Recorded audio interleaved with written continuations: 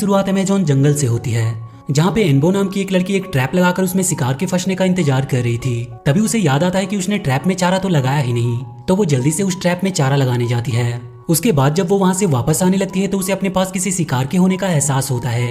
लेकिन जब वो वहाँ पर एक बंदर को देखती है तो वहाँ से जाने लगती है और जाते हुए गलती से वो अपने ही ट्रैप में फंस जाती है। इसके बाद हम उस जंगल के कंदामू नाम के कबीले के मुखिया और उसकी बेटी जूमी को देखते हैं।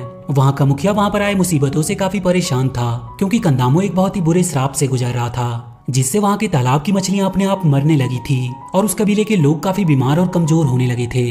कंदामो का मुखिया भी काफी बीमार और कमजोर हो गया था, इसीलिए अब वो अपने पूरे कबीले की जिम्मेदारी अपनी बेटी जूमी को देना चाहता था, क्योंकि उसे लगता था कि जूमी ही कंदामो को श्राप से मुक्ति दिला सकती है। इसीलिए वो उस रात जूमी को उस कबीले की जिम्मेदारी देने का डिसाइड करता है। वहीं एनबो अभी भी उस ट्रैप में फंसी होती है। तभी उसके पास उस कबीले का सेनापति एटोक आता है, जिससे एनबो अपने आप को नीचे उतारने में उसकी मदद मांगती है, क्योंकि उसे अपनी दोस्त जूमी के मुखिया बनने के समारोह में जाने में देरी हो रही थी। लेकिन एटोक उसे नीचे उतारने से मना कर देता है और उससे कुछ दूर एक चाकू को रखकर वो एनबो से अपनी मदद खुद करने को कहता है और वो ये कहते हुए वहाँ से चला जाता है। एनबो उस चाकू को लेने की काफी कोशिश करती है, लेकिन वो उस तक पहुँच नहीं पाती। कुछ समय बीत जाने पर एनबो के पास वाका और डिलो नाम के दो रूहानी फरिश्ते आते हैं। वो जब उन दोनों को देखती है तो उसे लगता है कि वो कोई सपना देख रही है, लेकिन जब वो दोनों एनबो को उस ट्रैप से नीचे उतारते हैं तो उसे यकीन हो जाता है कि वो दोनों सच में उसके सामने हैं। इसके बाद वो तीनों जूमी के समारोह में जाते हैं। एनबो उन दोनों रूहानी फरिश्तों को समारोह से कुछ दूर ही रुकने को कहती है और वो उनसे कहती है कि मैं जब तुम्हें बुलाऊंगी तभी आना। इधर जूमी काफी उदास होती है, क्योंकि इतने खास दिन पर भी उसकी सबसे अच्छी दोस्त उसके साथ नहीं थी। जूमी को खंदामो के मुखिया का हार पहनाकर वहाँ की जिम्मेदारी सौंप दी जाती है और थोड़ी ही देर में वहाँ पर एनबो भी पहुँच जाती है, जिसे देखकर जूमी काफी खुश होती है और थोड़ी नाराज भी होती है, क्योंकि उसने आने में आज काफी देर कर दी थी। एनबो जूमी को खुश करने के लिए उससे कहती है कि मैंने तुम्हारे लिए एक तोहफा लाया है। वो रूहानी फरिश्ते जो इस कबीले के श्राप के कारण जंगल से गायब हो गए थे, वो उन्हें वापस लेकर आई है और वो उन्हें आवाज लगाकर सबके सामने बुलाती है, लेकिन वो दोनों वहाँ पर आते ही नहीं हैं। इस पर सभी कबीले वालों को लगता है कि एनबो झूठ बोल रही है और पूरे कबीले वालों के सामने एनबो की बेइज्जती होती है और इस बात से दुखी होकर एनबो वहाँ से चली जाती है। पर एक बार फिर से वो दोनों रूहानी फरिश्ते एनबो के पास आते हैं, जिन पर एनबो काफी गुस्सा करती है। तो वो दोनों उसे बताते हैं कि इस जंगल की ये हालत ये कोरोना नाम की एक डीमन के श्राप के कारण हुई है और वो इस श्राप को खत्म करने का उसे तरीका भी बताते हैं। वो बताते हैं कि इस जंगल में कहीं पे एक ऐसा पेड़ है जिसकी जड़ें इस श्राप को पूरी तरह से खत्म कर सकती है, लेकिन उन्हें ये नहीं पता कि वो पेड़ कहाँ पर है। पर वो किसी को जानते हैं जो उनकी मदद कर सकता है। वो एक विशाल कछुआ है जिसे लोग मतुलो मामा के नाम से जानते हैं। ये सब जानने के बाद एनबो जूमी के पास आती है और वो उसे वो सब कुछ बता देती है, लेकिन जूमी को एनबो की बातों पर विश्वास नहीं था और वो वहाँ की मुखिया होने के कारण उसे आदेश देती है कि वो मुतेलो कछुए को ढूंढने के लिए इस कबीले को छोड़कर कहीं जा नहीं सकती। इस बात से एनबो काफी दुखी होती है, तो उसके पास उसकी दाई माँ कानो आती है, जो उससे कहती है कि तुम एक बहुत ही खास लड़की हो, इसीलिए वो रूहानी फरिश्ते तुम्हें दिखे। इसके बाद वो एनबो को बताती है कि उसकी माँ को भी इस जंगल के रूहानी फरिश्ते दिखते थे। एनबो उनसे अपनी माँ के बारे में और जानना चाहती थी, लेकिन उसे बाकी की बातें कल बताने का बोलकर उसे सुला देती है। अगले दिन एनबो जूमी के पास आती है और वो उससे कानू के पास जाकर उसके और उसकी मॉम के बारे में जानने को कहती है। उसके काफी रिक्वेस्ट करने पर जूमी एनबो के साथ कानू के पास आती है, पर वहाँ पर उन्हें पता चलता है कि कानू की तो मौत हो चुकी है। ये सब देखकर वो दोनों काफी दुखी होते हैं। तभी वहाँ पर उनका सेनापति एटोक आता है, जो कानू के मौत का जिम्मेदार एनबो और उसके रूहानी फरिश्ते को मानता है। इस बात से एनबो काफी दुखी होकर वहाँ से भाग जाती है, पर एटोक अपनी सेना के साथ जाकर उसे पकड़ने की सोचता है। इस पर जूमी उसे ऐसा करने से मना भी करती है, लेकिन एटोक उसकी बात नहीं मानता और वो वहाँ से एनबो के पीछे जाने के लिए निकल पड़ता है। इधर एनबो एक पेड़ से लगकर काफी रोती है। तभी उसे वहाँ पर एक छोटा सा कछुआ दिखाई देता है, जिसे देखकर उसे मुतेलो मामा की याद आती है और वो उसकी खोज में निकल पड़ती है। काफी दूर आगे जाने पर जब उसे भूख लगती है तो वो एक पेड़ से फल तोड़कर खाने की कोशिश करती है, पर तभी उस पेड़ के सारे चमगादड़ एनबो पर हमला कर देते हैं और वो उसे उड़ाकर अपने साथ ले जाने लगते हैं। पर इससे पहले कि वो चमगादड़ एनबो को कोई चोट पहुंचाते, वहाँ पर वो दोनों रूहानी फरिश्ते आकर उसे बचा लेते हैं। एनबो उन दोनों को अपनी दाई माँ की मौत की खबर सुनाकर रोने लगती है। इधर एटोक एनबो को जंगल में ढूंढ रहा होता है, तो उसे उस जंगल में एनबो की एक तीर मिलती है, जिसे देखकर वो समझ जाता है कि एनबो इसी रास्ते से आगे गई है। उधर जूमी अपने डैड को बताती है कि एटोक ने उसकी बात नहीं मानी और वो अपनी सेना को लेकर एनबो के पीछे उसे मारने गया है और इसीलिए तुम्हें किसी भी तरह से एटोक को रोकना होगा। ये बात सुनकर जूमी अपने दो सैनिकों के साथ जंगल में उन्हें ढूंढने जाती है। इधर एनबो और उन दो रूहानी फरिश्तों को रास्ते में जब भूख लगती है तो वो दोनों एनबो को तीर से फल तोड़ने को कहते हैं, लेकिन एनबो के सारे तीर रास्ते में ही खत्म हो गए थे। इसीलिए डिलो उसे एक घास की तीर देता है, जिसे देखकर एनबो कहती है कि इससे कोई फल कैसे टूट सकती है।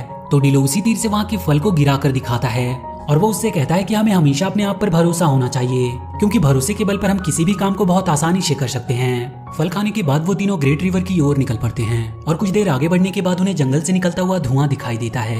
और असल में वो कोई धुआं नहीं बल्कि डीमन याकुरोना होता है, जिसे देखकर वो तीनों भागने लगते हैं। वहीं एनबो देखती है कि कुछ आदमी जंगल में खुदाई कर रहे हैं जहाँ पे काफी पॉल्यूशन होता है। और तभी एनबो की नजर एक आदमी पर जाती है जो कि उस डीमन याकुरोना के वश में था। और जब एनबो उस आदमी से नजरें मिलाती है तो वो भी उसके वश में होने लगती है। लेकिन तभी वाका और डेलो एनबो को लेकर वहाँ से भागने लगते हैं। वो डीमन याकुरोना उनका पीछा करता है तो वो तीनों अपनी जान बचाने के लिए एक नदी में कूद जाते हैं। थोड़ी देर बाद एनबो जब नदी में अपना मुंह धोने लगती है तो कोई पीछे से आकर उसे पकड़कर वहाँ से ले जाता है। दरअसल वो कोई और नहीं बल्कि उनका सेनापति एटोक होता है। वो एनबो को मारना चाहता था क्योंकि उसका मानना था कि जो उसके कबीले में श्राप फैला है वो एनबो की वजह से है और उसकी मौत के बाद वहाँ पर सब कुछ ठीक हो जाएगा। तभी वो जिस पेड़ पर होते हैं वो पेड़ हिलने लगता है जिससे एटोक जमीन पर जा गिरता है और एनबो एक तालाब में। तालाब के किनारे आने पर उसे एक छोटा सा कछुआ दिखाई देता है और वो उस कछुए का पीछा करने लगती है। वो कछुआ एक गुफा के अंदर चला जाता है और वहीं पर एनबो को वो मटुलो मामा मिलते हैं। एनबो उनसे कहती है कि वो कंदामो को श्राप से मुक्त कराने वाले पेड़ की जड़ ढूंढ रही है। तो मटुलो मामा उसे बताते हैं कि वो पेड़ वहीं पर है जहाँ तुम खेलती हो और उसी पेड़ में तुम्हारी माँ की आत्मा रहती है।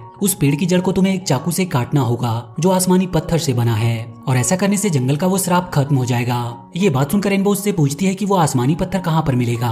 तो वो एनबो को बताते हैं कि ये आसमानी पत्थर पलेजो के पास मिलेगा जो एक ऊंचे पहाड़ की चोटी पर रहता है। वो उसे ये भी बताते हैं कि पलेजो को मीठा खाना बहुत पसंद है, इसीलिए वो जब भी जाए उसके लिए मीठी पत्तियां जरूर लेकर जाए। ये बात सुनकर एनबो पलेजो को ढूंढने के लिए निकल पड़ती है। उधर एटोक पेड़ से गिरने की वजह से बेहोश हो गया था। तभी उसके पास वो आदमी आता है जो याकुरोना के वश में था। इधर काफी दूरी तय करने के बाद एनबो बेहोश हो जाती है और जब उसकी आंखें खुलती है तो वहाँ पर वो उन्हीं दो रूहानी फरिश्तों को देखती है और वो उन्हें मुटेलो मामा की सारी बातें बता देती है। इसके बाद वो तीनों एक गाड़ी बनाते हैं और एक मीठी पत्तियों वाले पेड़ को लेकर पलेजो की तलाश में जाने लगते हैं। पलेजो जिस चट्टान पर रहता था वो काफी ऊंची होती है, इसीलिए उन्हें वो पेड़ वहाँ पर ले जाते हुए काफी दिक्कत हो रही थी। वहीं हम जूमी को देखते हैं जिसे जंगल में एटोक और वो आदमी मिलता है। दरअसल वो आदमी एक साइंटिस्ट था, इसीलिए वो जूमी से कहता है कि वो उसके कबीले वालों को ठीक कर सकता है क्योंकि उसके पास काफी एडवांस दवाइयाँ होती है। लेकिन जूमी को दवाइयों के बारे में कुछ भी पता नहीं होता है। वो उसके लोगों को ठीक करने के बदले में जूमी से सोने की मांग करता है तो जूमी इसके लिए तैयार हो जाती है क्योंकि वो किसी भी तरह अपने लोगों को ठीक करना चाहती थी।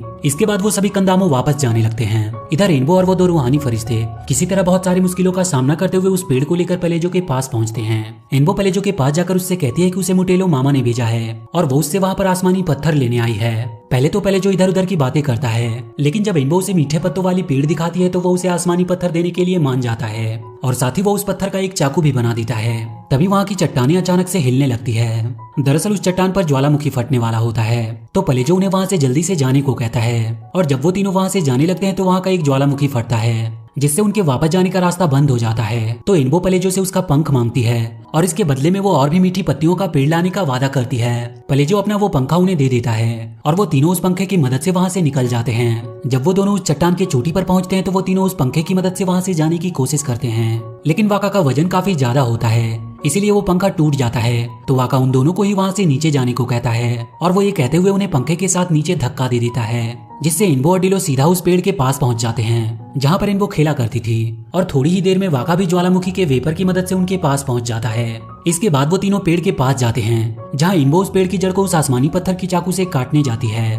पर तभी वहाँ पर जूमी आ जाती है जो एनबो से कहती है कि अब इसकी कोई जरूरत नहीं क्योंकि एक आदमी ने उसके डैड को ठीक कर दिया है और अब वो पूरे कबीले वालों को ठीक कर देगा। एनबो जूमी के साथ जाती है और जब वो उस आदमी से मिलती है तो वो काफी डर जाती है और वो जल्दी से भागकर घर के बाहर आ जाती है। जूमी जब एनबो से पूछती है कि क्या हुआ तो एनबो उसे बताती है कि वो आदमी एक डीमन है, लेकिन जूमी उसकी बातों पर विश्वास नहीं करती क्योंकि कभी भी उसे एनबो की बातों पर विश्वास ही नहीं था। इधर एटोक जब उस साइंटिस्ट को देखता है तो उसे भी उसकी असलियत के बारे में पता चल जाता है और वो भागता हुआ एनबो के पास आता है जो उसी पेड़ के नीचे बैठी थी। इसके बाद वो अपने किए की एनबो से माफी मांगता है क्योंकि उसे पता चल गया था कि एनबो सब कुछ सही करना चाह रही थी। और इसके बाद वो दोनों उस चाकू से उस पेड़ की जड़ को काटते हैं। पेड़ के कटने के बाद उसमें से एनबो की मॉम निकलती है जिससे मिलकर एनबो काफी खुश होती है। एनबो की मॉम अपनी शक्ति से एक तीर बनाकर उसे देती है। इधर जूमी और उसके डैड भी याकुरोना के वश में हो गए थे, इसीलिए जूमी उस साइंटिस्ट के सामने सबको झुकने का आदेश देती है। सभी लोग उसकी बातों का पालन करते हुए उसके सामने अपना सर झुका देते हैं। इधर एनबो की मॉम सोना निकालने वाली मशीनों को रोकती है और वो उस साइंटिस्ट के पास आती है और यहाँ पर हमें पता चलता है कि वो साइंटिस्ट तो एनबो का डैड है जिसे काफी समय पहले उसकी मॉम वहाँ पर लेकर आई थी, लेकिन अब वो याकुरोना के वश में हो गया था। ये बात सुनकर याकुरोना को गुस्सा आ जाता है और वो अपने असली रूप में आता है और इसके बाद वो जूमी को लेकर उन मशीनों की ओर चला जाता है। ये देखकर वो सभी जूमी को बचाने के लिए याकुरोना के पीछे जाते हैं और इसके बाद एनबो जूमी को बचाने के लिए याकुरोना को जादुई तीर से मारने की कोशिश करती है, लेकिन वो उसे अपना डैड समझकर वो तीर चला नहीं पाती। तभी वहाँ पर उसकी मॉम आती है और वो उसे समझाती है कि वो तीर अपने डैड पर नहीं चला रही बल्कि उसके अंदर मौजूद उस डीमन पर चला रही है। और इसके बाद एनबो उस पर वो तीर चला देती है, जिससे उस डीमन याकुरोना की मौत हो जाती है और उसके डैड अपने असली रूप में आ जाते हैं, जिनसे मिलकर एनबो काफी खुश होती है। इसके बाद एनबो के मॉम और डैड उसी पेड़ के अंदर समा जाते हैं और उसके बाद से पूरे कंदामों में खुशहाली छा जाती है। और इसी के साथ ये मूवी यहीं पर खत्म हो जाती है। तो वीडियो अगर अच्छी लगी हो तो please do like and share the video and